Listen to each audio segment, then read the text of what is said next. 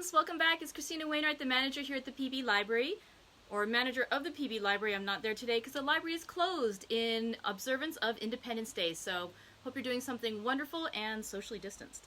Let's see. Today is our 5th day of our reading of The Count of Monte Cristo by Alexandre Dumas, and things are really heating up. Before speaking of heating things up, let's have some hot tea today. Today's tea that I made was an organic white tea, which is a peach blossom white tea infused with juicy peach, tangerine, and aromatic blossoms. I like this one. I've had this one before. All right, so let's give this a try. And because I'm at my house, I have a different teapot. Oof, it's hot. I should have brought like something to hold the handle with. Let's go ahead and pour out. Oh, also today's mug. It says this is our special tea mug. Oh dear, it's hard to reach down there. It says serenity, and it defines inside the rim of the glass, it says that serenity is a noun. It is the absence of stress while drinking tea. So, serenity. Let's give this one a try. Nice. The white teas are milder than the black teas, of course, and it just has a really smooth flavor. And then, yeah, that nice peach smell is just lovely. Okay, so let's talk a little bit about what happened in yesterday's chapters of The Count of Monte Cristo. And I did try to record yesterday after we did our session, and I had technical difficulties. So here we're doing this live. Let's hope my network at the house holds up. All right, so in chapters 7 and 8 of The Count of Monte Cristo, chapter 7 was the examination. It was following the betrothal feast, or actually the two parallel betrothal feasts that had been going on in town. One involving Edmond Dantes and his fiancée Mercédès, the other involving Monsieur de Villefort and his fiancée Renée. Both were interrupted by this accusation of treason against Edmond Dantes. And in fact, it should be noted too that before Villefort left his betrothal feast, his future mother-in-law, the Marquise, had made a point of reminding him, you know your father had been a strong supporter of Napoleon Bonaparte. If there's ever, a charge of treason or anything like that, you need to be especially firm to counteract any claims or suggestions that you are yourself not a royalist. And so, you don't want to be accused of being a Bonapartist like your father had been. And so, and in fact, Villefort had tried to disassociate from his father so much that he has changed his name. He doesn't use his father's last name of Noirtier. He goes by Villefort instead. All right, so now here we are in the examination, and Dantes comes in and he talks to Villefort, and he proclaims his innocence. And Villefort actually believes Dantes. He says he can just tell that Edmond Dantes is honest, that he is telling the truth about not having been a conspirator against the king. And eventually he says, if anything, you've only been guilty of being naive, of being imprudent. And therefore, I'm going to go ahead and release you. I need to confer with the other judges first, but you're going to be fine. And so he's about to let him go when he says, by the way, do you have the letter that the gentleman that you met on Elba, because, Dantes had said the captain had asked him to bring a letter to Elba, where he had met Napoleon, and then he'd been given a letter to deliver in Paris. And he said, do you have that letter? And Dantes was like, yes, actually, your men have it. They took it from me when I was arrested. And so he looks through the file of papers, and he sees a letter. And it was addressed to Noirtier, Villefort's father. And so he asks Edmond, did you actually read this letter? And he's like, no, of course not. And he's like, well, but he knows that Edmond knows the to whom it was addressed. Edmond at this point doesn't know that Noirtier is Villefort's father, but Villefort is worried that there could be a suggestion that there's a connection between the two. And again, he's so afraid of even the suggestion that he could be considered a conspirator against the king, that now his intention of letting Edmond go free is no longer going to happen. And so what he does here is he deceives Edmond, and he basically says, so the letter is the only evidence against you at this point. I'm going to do you a favor. I'm going to burn this letter, and there will be no further evidence that you committed this treason. And Edmond is so grateful to him. He's like, and then Villefort goes on a little further. He says, if anyone asks you, you need to deny that there ever was a letter. You need to deny and forget that you ever saw such a letter. And Edmond, again, is so grateful. He's like, thank you, I will. And he willingly goes to the temporary holding cell that he believes is going to be in. What happens after that is Edmund is then taken by some guards onto a boat, and he has no idea where he's going. He's like, I should be getting released very soon. Villefort said I'd be released. They take him to the Chateau d'If, which is, think of it like a French version of Alcatraz. It's a prison out on a little tiny deserted island. And so because it is surrounded by water, it's very hard to escape from. It's, you know, there's dungeons. It's a little tiny prison on a cliff in a little island. And so there's not a good way to escape. And so he's taken there, and it's not until he's almost there that he realizes that he's not going to be set free, that he realizes he lost his chance because he trusted Villefort. If he had known that he was about to be imprisoned, he maybe could have, like, dived off the side of the boat and swam to freedom, but he didn't because he trusted. And so he's so bitter and unhappy, and he asks the jailer when he's there, like, can you please let me speak to the governor? I am innocent. And they're like, no, no, no. And they warn him too, like, if you keep talking crazy talk, we're going to assume you're mad, just like the abbé, or the abbé, the former priest who had been in the cell before you. He kept talking crazy also, and eventually he was declared mad and sent to the dungeons. If you don't behave yourself now, we will send you to the dungeons too. And basically, Dantes is kind of going crazy, and he threatens the safety of the jailer. He's like, if you don't help me, I will, you know, I'm going to hit you with a stool one of these days when you come in. He's like, all right, that's what you want. I'm going to talk to the governor for you. And he comes back with some more guards and says, yeah, the governor says you're going down to the dungeon. So Dantes is sent to the dungeon, and that is where we left off on chapter 8. Today we're going to read chapters 9, 10, and 11. They're relatively short chapters. And I was considering leaving off 11, but just the action is so good between 10 and 11, I couldn't bear to separate them. So today we're going to read 3 chapters, 9, 10, and 11. Again, let's have a little sip of that white peach tea. Delicious.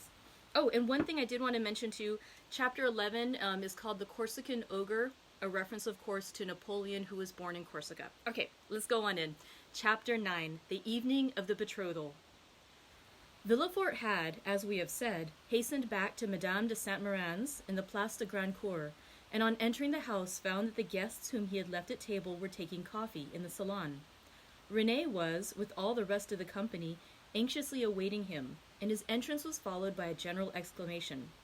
Well, decapitator, guardian of the state, royalist, Brutus, what is the matter? Said one. Speak out. Are we threatened with a fresh reign of terror? Asked another. Has the Corsican ogre broken loose? Cried a third.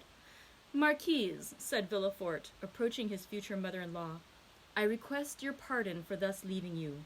Will the Marquis honor me by a few moments' private conversation? Ah, it is really a serious matter then. It is really a serious matter then, asked the Marquis, remarking the cloud on Villefort's brow. So serious that I must take leave of you for a few days.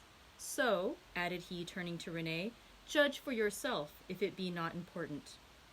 You are going to leave us? Cried René, unable to hide her emotion at this unexpected announcement. Alas, returned Villefort, I must. Where then are you going? Asked the Marquise. That, madame, is an official secret. But if you have any commissions for Paris, a friend of mine is going there tonight, and will with pleasure undertake them. The guests looked at each other. You wish to speak to me alone? Said the Marquis. Yes, let us go to the library, please. The Marquis took his arm, and they left the salon. Well, said he, as soon as they were by themselves, tell me what it is. An affair of the greatest importance that demands my immediate presence in Paris. Now, excuse the indiscretion, Marquis, but have you any landed property? All my fortune is in the funds, 700,000 or 800,000 francs. Then sell out. Sell out, Marquis, or you will lose it all. But how can I sell out here? You have a broker, have you not? Yes. Then give me a letter to him, and tell him to sell out without an instant's delay. Perhaps even now I shall arrive too late. The deuce you say, replied the Marquis. Let us lose no time then. And sitting down, he wrote a letter to his broker, ordering him to sell out at the market price. Now then, said Villefort, placing the letter in his pocketbook, I must have another. To whom? To the king. To the king? Yes. I dare not write to his majesty. I do not ask you to write to his majesty, But ask Monsieur de Salvieux to do so. I want a letter that will enable me to reach the king's presence without all the formalities of demanding an audience. That would occasion a loss of precious time. But address yourself to the keeper of the seals. He has the right of entry at the Tuileries and can procure you audience at any hour of the day or night. Doubtless, but there is no occasion to divide the honors of my discovery with him. The keeper would leave me in the background and take all the glory to himself. I tell you, Marquis, my fortune is made if I only reach the Tuileries first, or for the king will not forget the service I do him. In that case, go and get ready. I will call Salvieux and make him write the letter. Be as quick as possible. I must be on the road in a quarter of an hour. Tell your coachman to stop at the door. You will present my excuses to the Marquise and Mademoiselle Renée, whom I leave on such a day with great regret. You will find them both here, and you can make your farewells in person. 1,000 thanks. And now for the letter. The Marquis rang. A servant entered. Say to the Comte de Salvieux that I wish to see him. Now then, go, said the Marquis. I shall be gone only a few moments. Villefort hastily quitted the apartment, but reflecting that the sight of the deputy procureur running through the streets would be enough to throw the whole city into confusion, he resumed his ordinary pace. At his door he perceived a figure in the shadow that seemed to wait for him. It was Mercédès, who, hearing no news of her lover, had come unobserved to inquire after him. As Villefort drew near, she advanced and stood before him. Dantès had spoken of Mercédès, and Villefort instantly recognized her. Her beauty and high bearing surprised him, and when she inquired what had become of her lover, it seemed to him that she was the judge, and he the accused. The young man you speak of, said Villefort abruptly, is a great criminal, and I can do nothing for him, mademoiselle. Mercédès burst into tears, and, as Villefort strove to pass her, again addressed him. But, at least, tell me where he is, that I may know whether he is alive or dead, said she.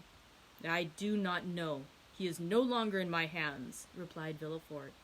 And desirous of putting an end to the interview, he pushed by her and closed the door, as if to exclude the pain he felt. But remorse is not thus banished. Like Virgil's wounded hero, he carried the arrow in his wound, and arrived at the salon, Villefort uttered a sigh that was almost a sob, and sank into a chair. Then the first pangs of an unending torture seized upon his heart. The man he sacrificed to his ambition, that innocent victim immolated on the altar of his father's faults, appeared to him pale and threatening, leading his affianced bride by the hand, and bringing with him remorse, not such as the ancients figured, furious and terrible, but that slow and consuming agony whose pangs are intensified from hour to hour up to the very moment of death. Then he had a moment's hesitation. He had frequently called for capital punishment on criminals, and owing to his irresistible eloquence they had been condemned, and yet the slightest shadow of remorse had never clouded Villefort's brow, because they were guilty. At least he believed so. But here was an innocent man whose happiness he had destroyed. In this case, he was not the judge, but the executioner. As he thus reflected, he felt the sensation we have described, and which had hitherto been unknown to him, arise in his bosom and fill him with vague apprehensions. It is thus that a wounded man trembles instinctively at the approach of the finger to his wound until it be healed. But Villefort's was one of those that never close, or if they do, only close to reopen, more agonizing than ever. If at this moment the sweet voice of Renée had sounded in his ears, pleading for mercy, or the fair Mercédès had entered and said, "In the name of God, I conjure you to restore me my affianced husband," his cold and trembling hands would have signed his release. But no voice broke the stillness of the chamber, and the door was opened only by Villefort's valet, who came to tell him that the traveling carriage was in readiness. Villefort rose, or rather sprang from his chair, hastily opened one of the drawers of his desk, emptied all the gold it contained into his pocket, stood motionless an instant, his hand pressed to his head, muttered a few inarticulate sounds, and then, perceiving that his servant had placed his cloak on his shoulders, he sprang into the carriage, ordering the postilions to drive to Monsieur de Saint-Méran's. The hapless Dantès was doomed. As the Marquis had promised, Villefort found the Marquise and Renée in waiting. He started when he saw Renée, for he fancied she was again about to plead for Dantès. Alas, her emotions were wholly personal. She was thinking only of Villefort's departure. She loved Villefort, and he left her at the moment he was about to become her husband. Villefort knew not when he should return, and Renée, far from pleading for Dantès, hated the man whose crime separated her from her lover. Meanwhile, what of Mercédès? She had met Fernand at the corner of the Rue de la Loge. She had returned to the Catalans and had despairingly cast herself on her couch. Fernand, kneeling by her side, took her hand and covered it with kisses that Mercédès did not even feel. She passed the night thus. The lamp went out for want of oil, but she paid no heed to the darkness. And dawn came, but she knew not that it was day. Grief had made her blind to all but one object. That was Edmond. "Ah, you are here," said she at length, turning towards Fernand. "I have not quitted you since yesterday," returned Fernand sorrowfully. Monsieur Morel had not readily given up the fight.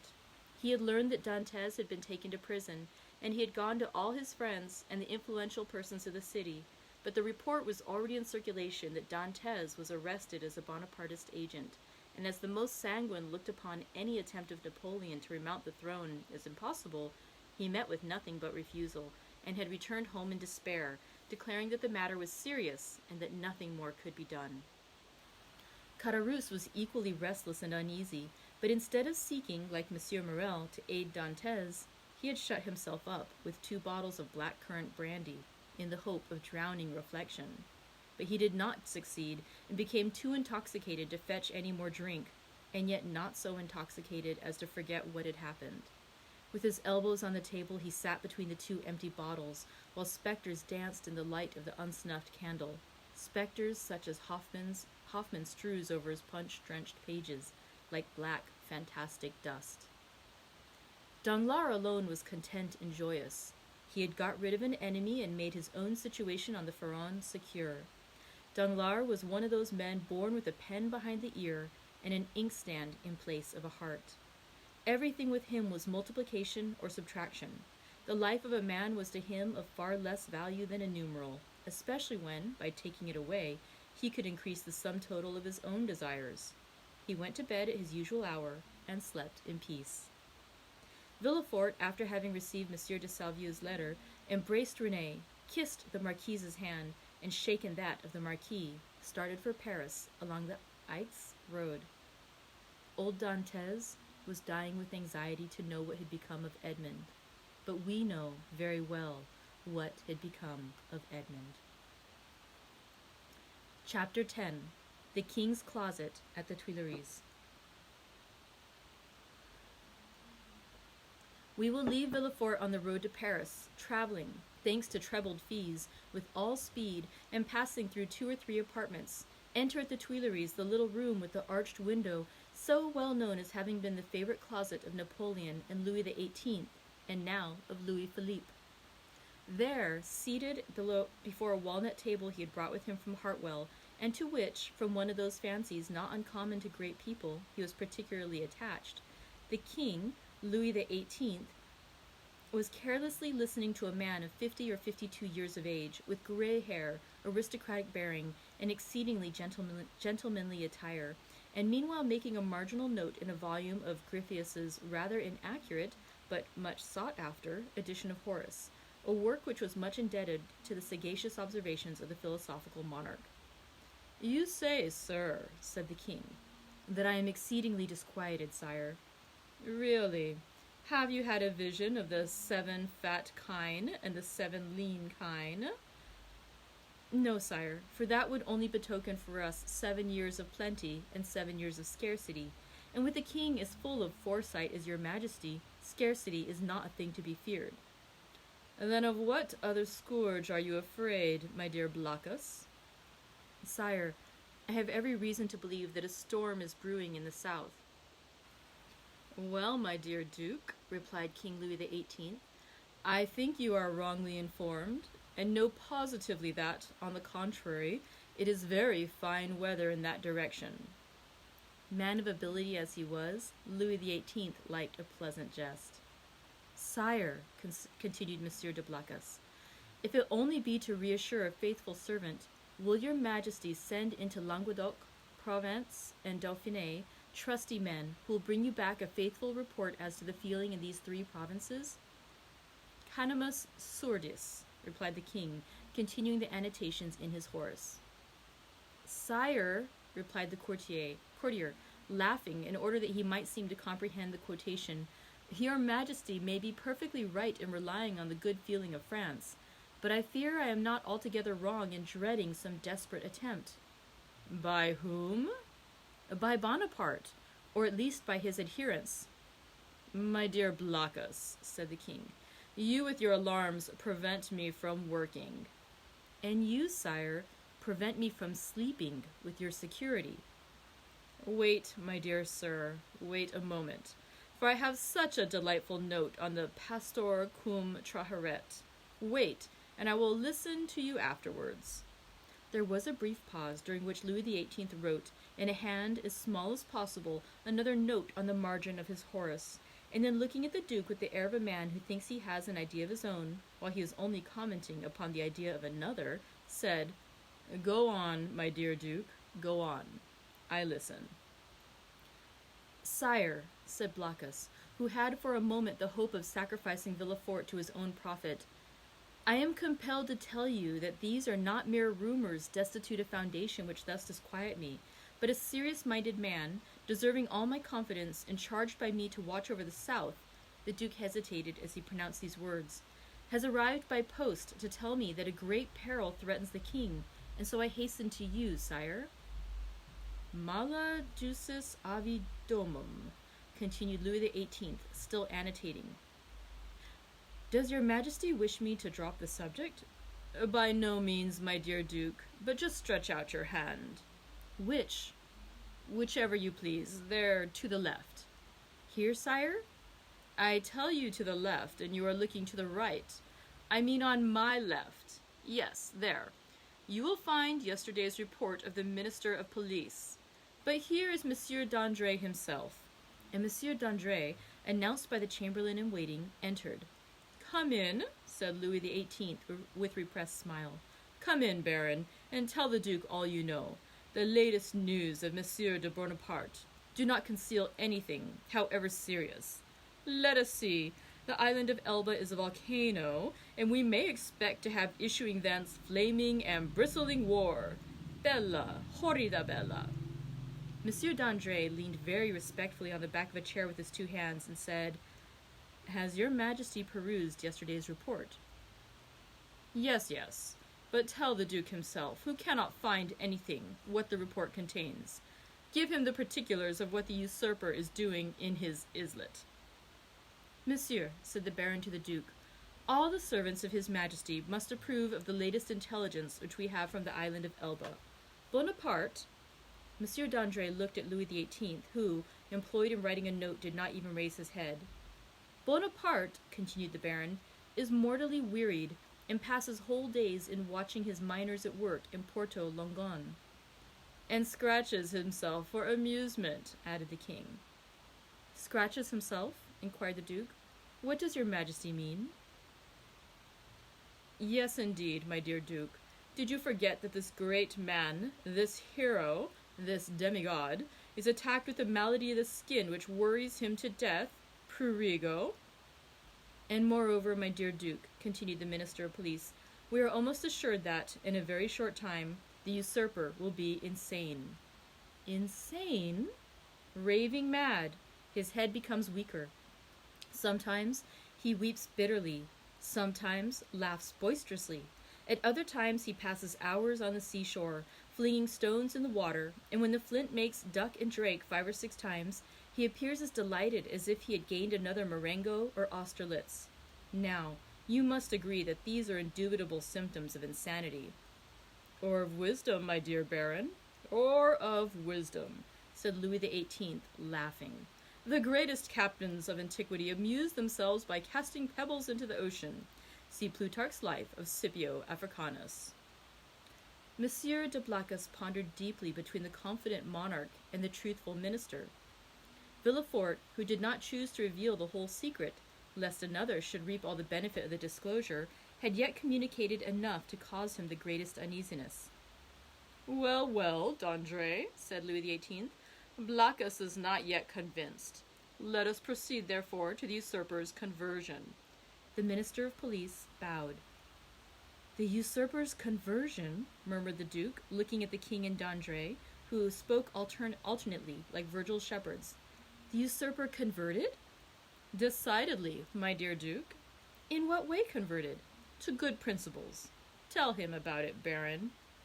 "Why, this is the way of it," said the minister, with the gravest air in the world. "Napoleon lately had a review, and as 2 or 3 of his old veterans expressed a desire to return to France, he gave them their dismissal, and exhorted them to serve the good king. These were his own words. Of that I am certain." "Well, Blacas, what think you of this?" inquired the king triumphantly, and pausing for a moment from the voluminous scholiast before him. "I say, sire, that the minister of police is greatly deceived, or I am, and as it is impossible it can be the minister of police, as he has the guardianship of the safety and honor of your majesty, it is probable that I am in error. However, sire, if I might advise, your majesty will interrogate the person of whom I spoke to you, and I will urge your majesty to do him this honor." "Most willingly, duke. Under your auspices, I will receive any person you please, but you must not expect me to be too confiding. Baron, have you any report more recent than this, dated the 20th of February, and this is the 3rd of March?" "No, sire, but I am hourly expecting one. It may have arrived since I left my office." "Go thither, and if there be none, well, well," continued Louis XVIII, "make one. That is the usual way, is it not?" And the king laughed facetiously. "Oh, sire," replied the minister, "we have no occasion to invent any. Every day our desks are loaded with most circumstantial denunciations, coming from hosts of people who hope for some return for services which they seek to render, but cannot. They trust to fortune, and rely upon some unexpected event in some way to justify their predictions." "Well, sir, go," said Louis XVIII, "and remember that I am waiting for you." "I will but go and return, sire. I shall be back in 10 minutes." "And I, sire," said Monsieur de Blacas, "will go and find my messenger." "Wait, sir, wait," said Louis XVIII. "Really, Monsieur de Blacas, I must change your armorial bearings. I will give you an eagle with outstretched wings, holding in its claws a prey which tries in vain to escape, and bearing this device, Tenax." "Sire, I listen," said de Blacas, biting his nails with impatience. "I wish to consult you on this passage. Molli fugiens angelitu. You know it refers to a stag flying from a wolf. Are you not a sportsman and a great wolf hunter? Well then, what do you think of the molli angelitu?" "Admirable, sire, but my messenger is like the stag you refer to, for he has posted 220 leagues in scarcely 3 days." "Which is undergoing great fatigue and anxiety, my dear duke, when we have a telegraph which transmits messages in 3 or 4 hours, and that without getting in the least out of breath." "Ah, sire, you recompense but badly this poor young man who has come so far and with so much ardor to give your majesty useful information. If only for the sake of Monsieur de Salvieux, who recommends him to me, I entreat your majesty to receive him graciously." "Monsieur de Salvieux, my brother's chamberlain?" "Yes, sire." "He is at Marseille." "And writes me thence." "Does he speak to you of this conspiracy?" "No, but strongly recommends Monsieur de Villefort, and begs me to present him to your majesty." "Monsieur de Villefort!" cried the king. "Is the messenger's name Monsieur de Villefort?" "Yes, sire." "And he comes from Marseille?" "In person." "Why did you not mention his name at once?" replied the king, betraying some uneasiness. "Sire, I thought his name was unknown to your majesty." "No, no, Blacas. He is a man of strong and elevated understanding. Ambitious, too, and pardieu, you know his father's name."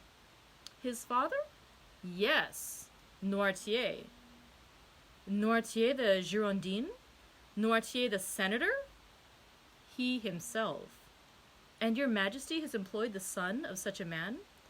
Blockus, my friend, you have but limited comprehension. I told you Villefort was ambitious, and to attain this ambition, Villefort would sacrifice everything, even his father. Then, sire, may I present him? This instant, Duke. Where is he? Waiting below in my carriage. Seek him at once. I hastened to do so. The Duke left the royal presence with the speed of a young man. His really sincere royalism made him youthful again. Louis XVIII remained alone, and turning his eyes on his half-opened Horace, muttered, Justum et tenacem propiciati virum. Monsieur de Blockus returned as speedily as he had departed, but in the antechamber he was forced to appeal to the king's authority. Villefort's dusty garb, his costume, which was not of courtly cut, excited the susceptibility of Monsieur de Brezé, who was all astonishment at finding that this young man had the audacity to enter before the king in such attire.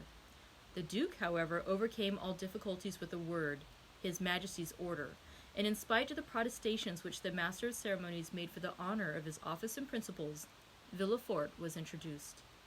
The king was seated in the same place where the Duke had left him.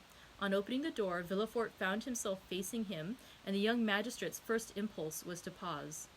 Come in, Monsieur de Villefort, said the king. Come in. Villefort bowed, and advancing a few steps, waited until the king should interrogate him. Monsieur de Villefort, said Louis XVIII, the Duc de Blacas assures me you have some interesting information to communicate. Sire, the Duke is right, and I believe your Majesty will think it equally important. In the first place, and before everything else, sir, is the news as bad in your opinion as I am asked to believe? Sire, I believe it to be most urgent, but I hope, by the speed I have used, that it is not irreparable. Speak as fully as you please, sir, said the king, who began to give way to the emotion which had showed itself in Blackus's face and affected Villefort's voice. Speak, sir, and pray begin at the beginning. I like order in everything. Sire, said Villefort, I will render a faithful report to your Majesty, but I must entreat your forgiveness if my anxiety leads to some obscurity in my language. A glance at the king, after this discreet and subtle exordium, assured Villefort of the benignity of his august auditor, and he went on. Sire, I have come as rapidly to Paris as possible to inform your Majesty that I have discovered, in the exercise of my duties, not a commonplace and insignificant plot, such as is every day got up in the lower ranks of the people and in the army, but an actual conspiracy, a storm which menaces no less than your Majesty's throne. Sire, the usurper is arming 3 ships. He meditates some project which, however mad, is yet perhaps terrible. At this moment he will have left Elba, to go whither I know not, but assuredly to attempt a landing either at Naples or on the coast of Tuscany, or perhaps on the shores of France. Your Majesty is well aware that the sovereign of the island of Elba has maintained his relations with Italy and France? I am, sir, said the king, much agitated, and recently we have had information that the Bonapartist clubs have had meetings in the Rue Saint-Jacques. But proceed, I beg of you. How did you obtain these details? Sire, they are the results of an examination which I have made of a man of Marseille, whom I have watched for some time and arrested on the day of my departure. This person, a sailor of turbulent character and whom I suspected of Bonapartism, has been secretly to the island of Elba. There he saw the Grand Marshal, who charged him with an oral message to a Bonapartist in Paris, whose name I could not extract from him. But this message was to prepare men's minds for a return. It is the man who says this, sire, a return which will soon occur. And where is this man? In prison, sire. And the matter seems serious to you? So serious, sire, that when the circumstance surprised me in the midst of a family festival, on the very day of my betrothal, I left my bride and friends, postponing everything, that I might hasten to lay at your Majesty's feet the fears which impressed me, and the assurance of my devotion. True, said Louis XVIII. was there not a marriage engagement between you and Mademoiselle de Saint-Méran, daughter of one of your Majesty's most faithful servants? Yes, yes. But let us talk of this plot, Monsieur de Villefort. Sire, I fear it is more than a plot. I fear it is a conspiracy.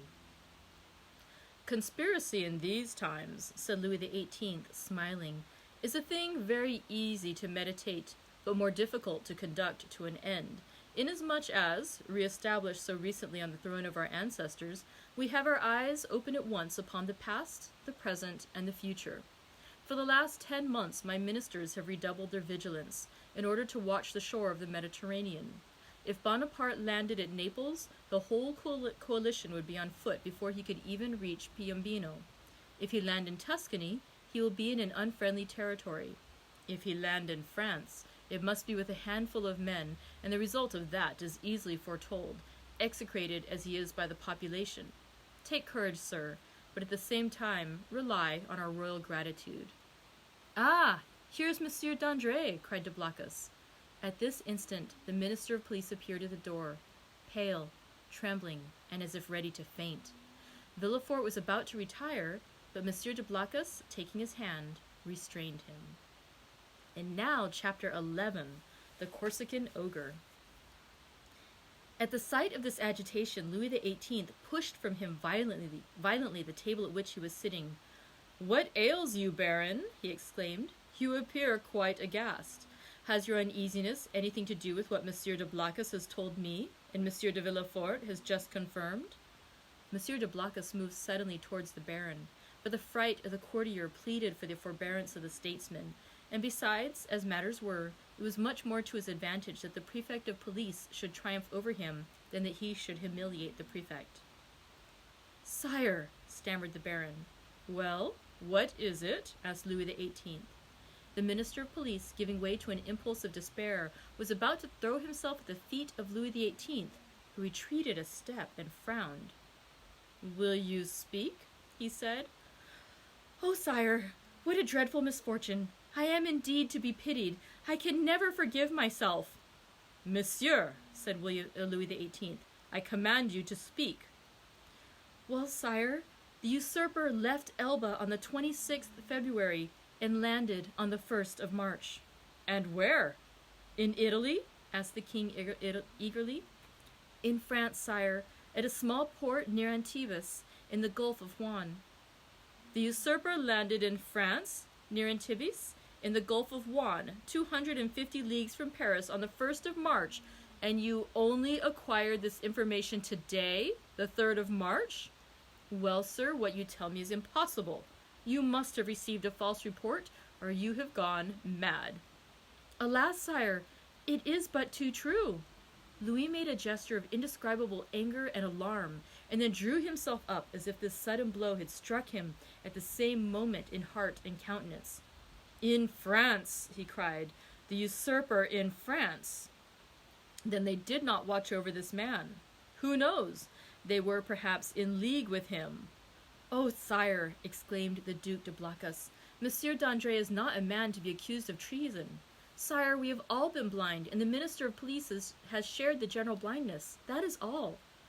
"But," said Villefort, and then suddenly checking himself, he was silent.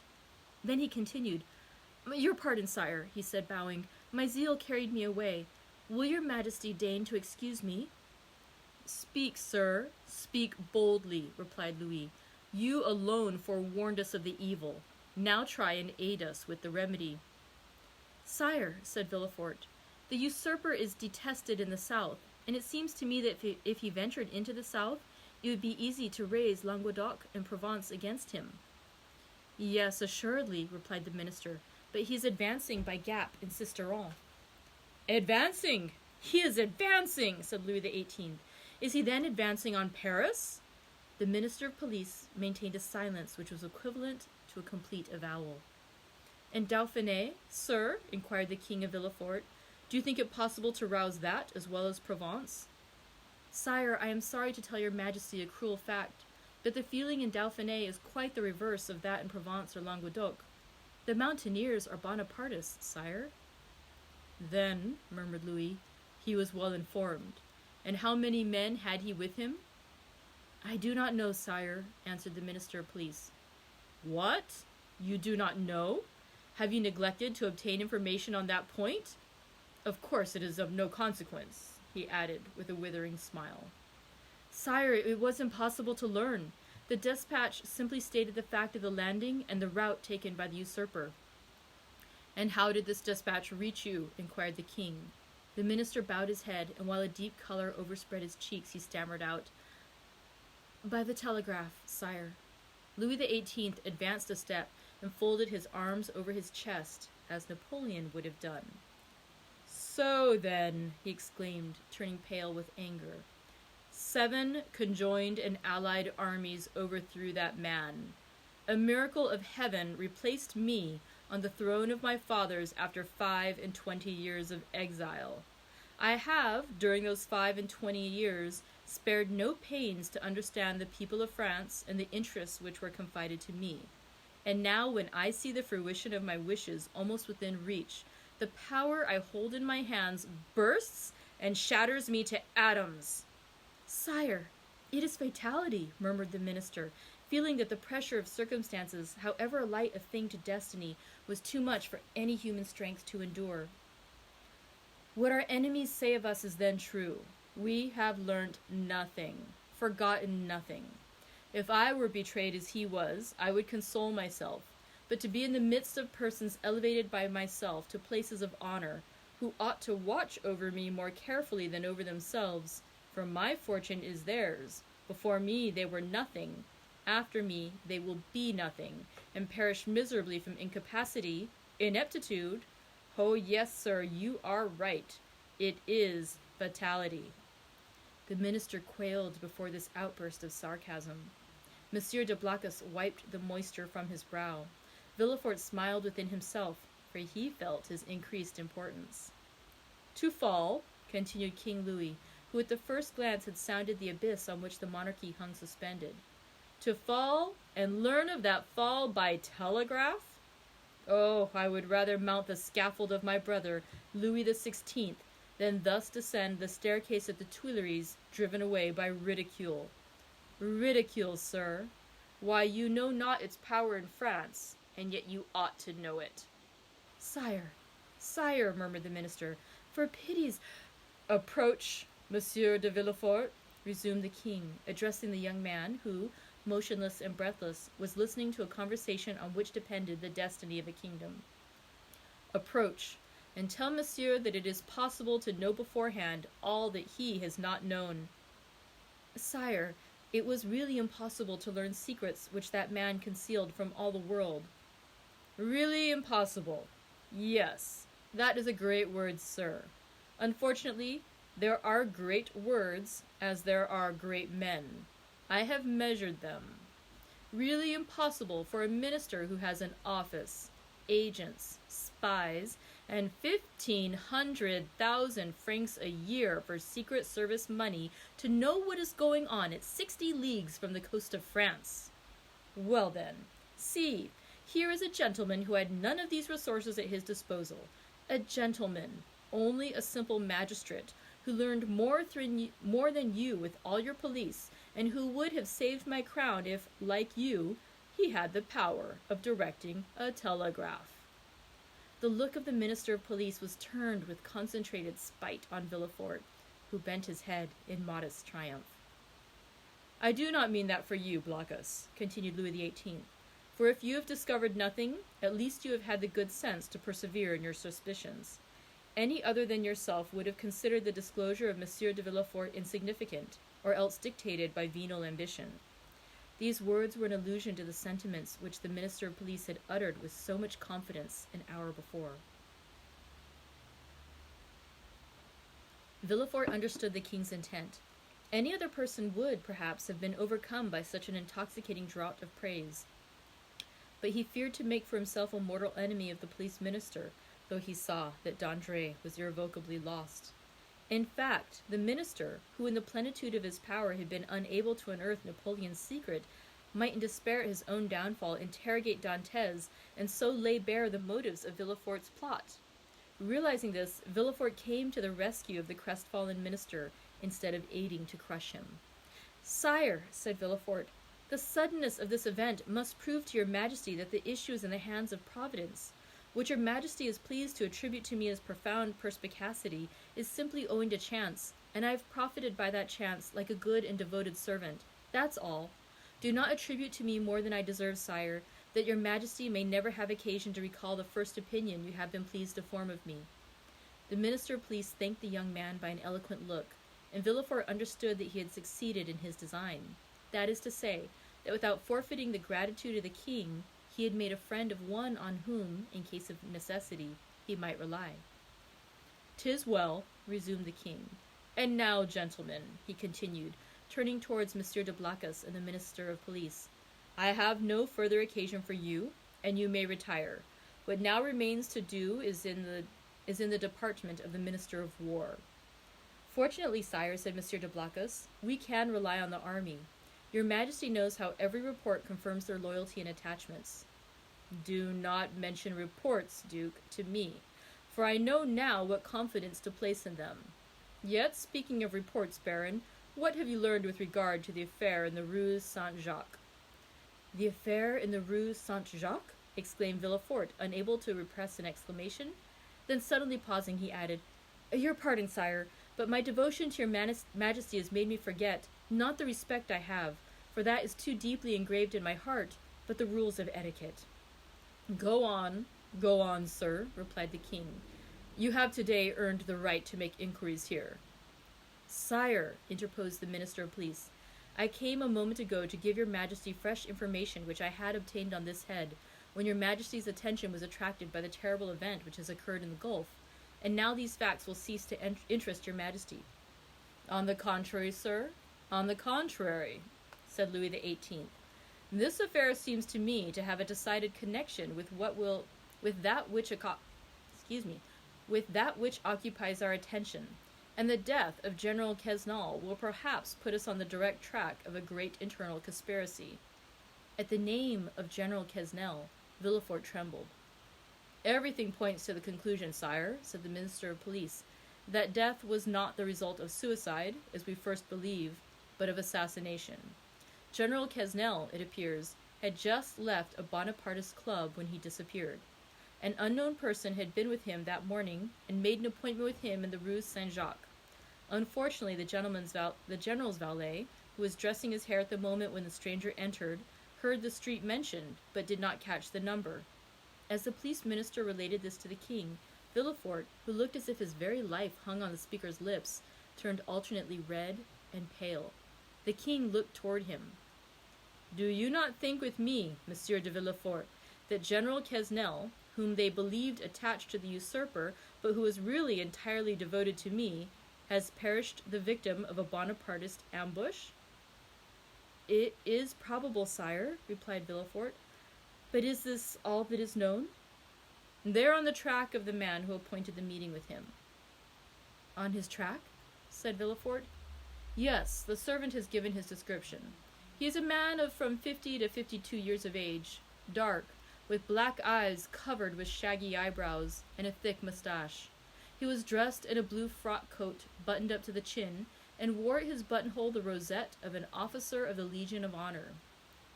Yesterday, a person exactly corresponding with this description was followed, but he was lost sight of at the corner of the Rue de la Jussienne and the Rue Coqueron."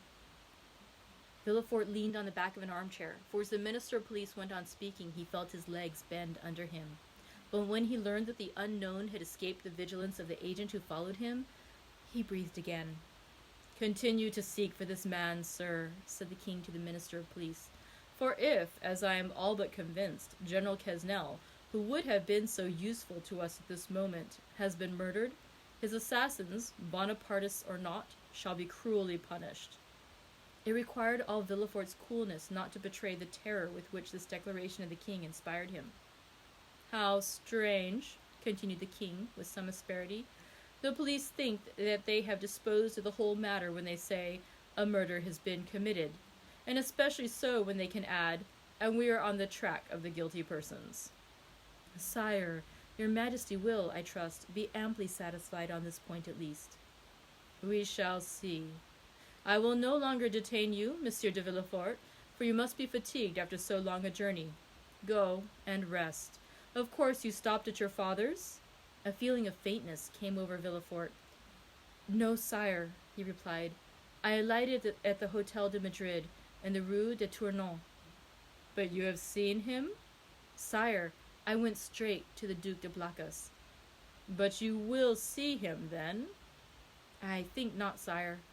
"Ah, I forgot," said Louis, smiling in a manner which proved that all these questions were not made without a motive. "I forgot you and Monsieur Noirtier are not on the best terms possible, and that is another sacrifice made to the royal cause, and for which you should be recompensed." "Sire, the kindness your Majesty deigns to evince toward me is a recompense which so far surpasses my utmost ambition that I have nothing more to ask for." "Never mind, sir. We will not forget you. Make your mind easy. In the meanwhile, the king here detached the cross of the Legion of Honor which he usually wore over his blue coat, near the cross of Saint Louis, above the order of Notre Dame de Mont Carmel and Saint Lazare, and gave it to Villefort. In the meantime, take this cross." "Sire," said Villefort, "your Majesty mistakes. This is an officer's cross." "Ma foi," said Louis XVIII, "take it, such as it is, for I have not the time to procure you another. Blacas, let it be your care to see that the brevet is made out and sent to Monsieur de Villefort." Villefort's eyes were filled with tears of joy and pride. He took the cross and kissed it. "And now," he said, "may I inquire what are the orders with which your Majesty deigns to honor me?" "Take what rest you require, and remember that if you are not able to serve me here in Paris, you may be of the greatest service to me at Marseille." "Sire," replied Villefort, bowing, "in an hour I shall have quitted Paris." "Go, sir," said the king, "and should I forget you, kings' memories are short, do not be afraid to bring yourself to my recollection. Baron, send for the Minister of War. Blacas, remain." "Ah, sir," said the Minister of Police to Villefort as they left the Tuileries, "you entered by luck's door. Your fortune is made." "Will it be long first?" muttered Villefort, saluting the minister, whose career was ended, and looking about him for a hackney coach. One passed at the moment which he hailed. He gave his address to the driver, and springing in, threw himself on the seat, and gave loose to dreams of ambition. 10 minutes afterward, Villefort reached his hotel, ordered horses to be ready in 2 hours, and asked to have his breakfast brought to him. He was about to begin his repast when the sound of the bell rang sharp and loud. The valet opened the door, and Villefort heard somebody speak his name. "Who could know that I was here already?" said the young man. The valet entered. "Well," said Villefort, "what is it? Who rang? Who asked for me?" "A stranger who will not send in his name." "A stranger who will not send in his name? What can he want with me?" "He wishes to speak to you." "To me?" "Yes." "Did he mention my name?" "Yes." "What sort of person is he?" "Why, sir, a man of about 50. "Short or tall?" "About your own height, sir." "Dark or fair?" "Dark, very dark, with black eyes, black hair, black eyebrows." "And how dressed?" asked Villefort quickly. "In a blue frock coat, buttoned up close, decorated with the Legion of Honor." "It is he," said Villefort, turning pale. "Eh, pardieu," said the individual whose description we have twice given, entering the door. "What a great deal of ceremony! Is it the custom in Marseille for sons to keep their fathers waiting in their anterooms?" "Father," cried Villefort, "then I was not deceived. I felt sure it must be you." "Well, then, if you felt so sure," replied the newcomer, putting his cane in a corner and his hat on a chair, "allow me to say, my dear Gerard, that it was not very filial of you to keep me waiting at the door." "Leave us, Germain," said Villefort. The servant quitted the apartment with evident signs of astonishment. And that concludes today's reading from the Count of Monte Cristo. So as we've heard, the king appreciates hearing the news from Villefort that Napoleon is trying to lead an insurrection back into France to retake the throne. and that indeed somebody matching the description, the exact description of Villefort's father, Noirtier, had murdered a double agent who was working for the king and pretending to be a Bonapartist. And now that same Noirtier, Villefort's estranged father, has come to visit him. So we'll find out on Monday's readings what happens to that conversation between father and son. Thank you very much for joining me today. I hope you have a wonderful weekend and a great Independence Day. Take care. Bye-bye.